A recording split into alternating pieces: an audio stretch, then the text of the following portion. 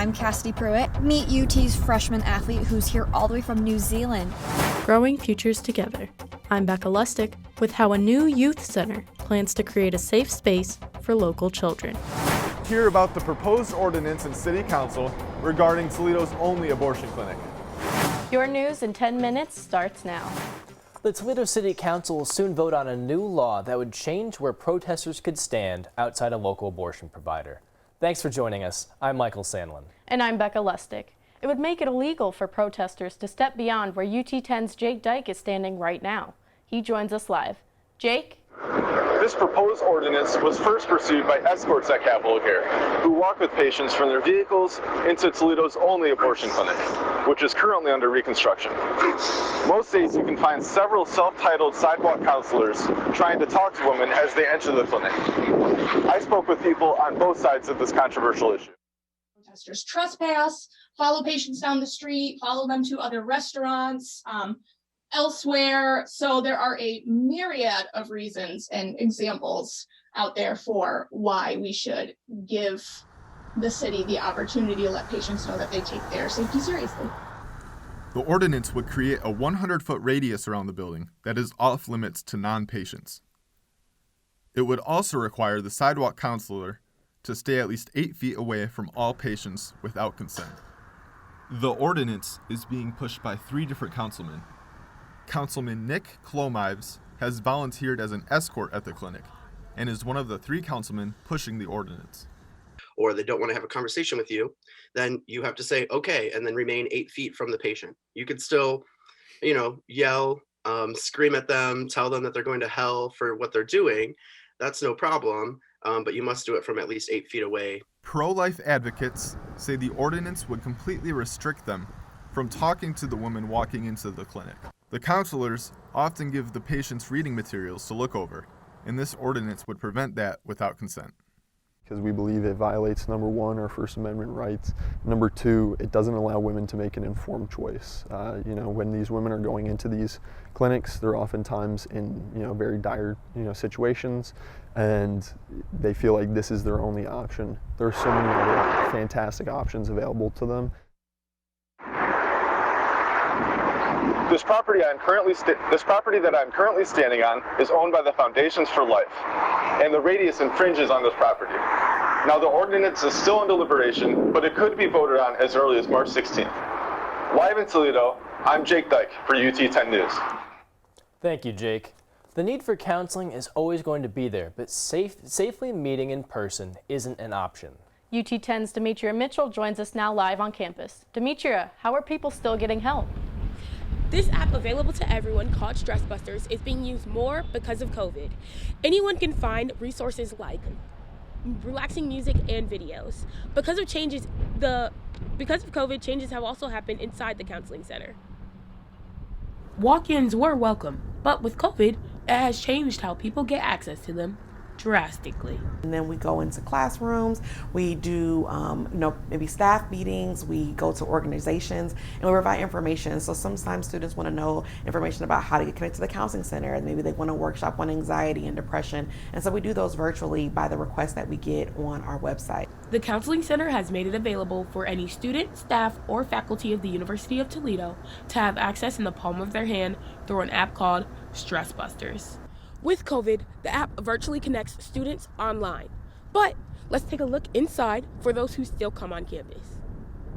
Even with COVID cases dropping, the counseling center still believes that the hybrid way of being accessible to students will be around for a while because it has so much to offer. We've made our services remote, and so what we did was we started to offer teletherapy appointments. So we have students where they can do appointments by phone or by video. The counseling center offers counseling for individuals, couples, and provides outreach and prevention for students, which is available through their website. For more information on appointments and other information, you can go to ut10.com. Live on campus, Demetria Mitchell, UT10 News. Thank you, Demetria. A new youth center is under construction as ProMedica, the Boys and Girls Clubs of Toledo, and First Tee of Lake Erie have partnered together to create a unique facility just for kids.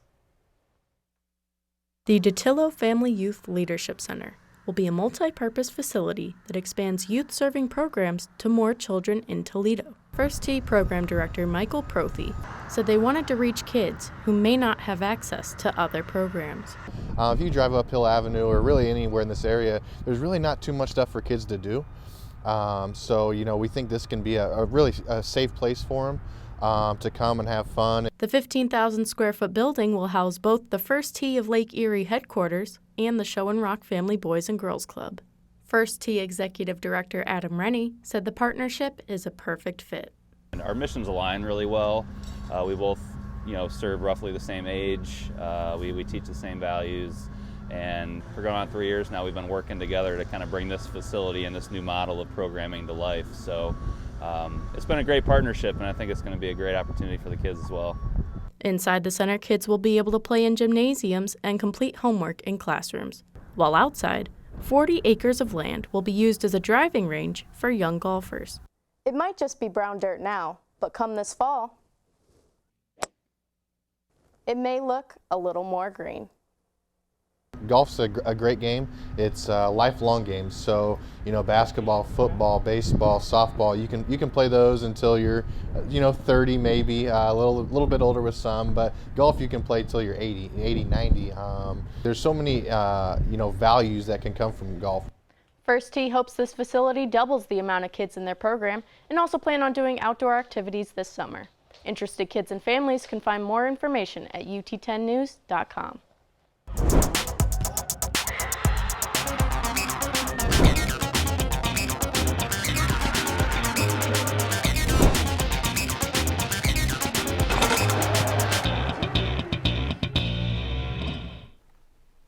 I'm Caleb Gill, and this is your UT10 Sports Report. One Rocket had himself a night to remember to close out his career at Savage Arena. But first, the women's basketball team played their final home game of the season against Eastern Michigan. The Eagles jumped out to an early 8-2 lead over the Rockets before sophomore forward Quenisha Lockett got rolling, scoring 22 points in the game and snagging 6 rebounds. The game was hotly contested down the stretch, with no team leading by more than 4 points in the fourth quarter. However, the Rockets were able to pull through at the end and squeeze out a victory over EMU with a final score of 59-55. Toledo starting 5 should all be returning for next season.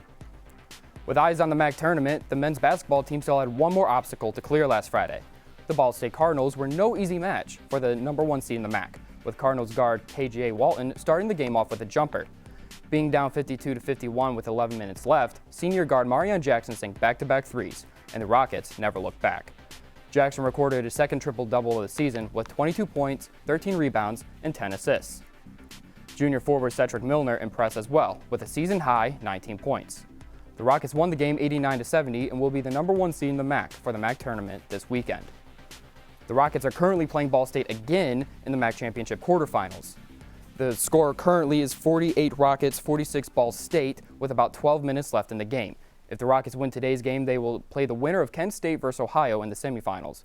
That semifinal game will be played tomorrow at 5 p.m., with the MAC championship game being played Saturday at 7:30 p.m. UT10's Cassidy Pruitt introduces us to one of the newest recruits on the women's cross-country team, who moved more than 13,000 kilometers to run at the University of Toledo.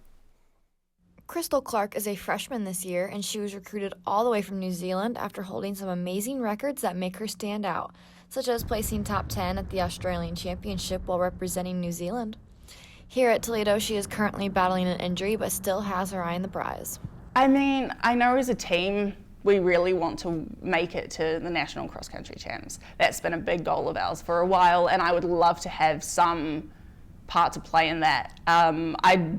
If I'm honest, I don't know what I'm capable of. I know that Coach has got a lot of expectations and hopes for me, and I just hope that I can become the best athlete that I can here.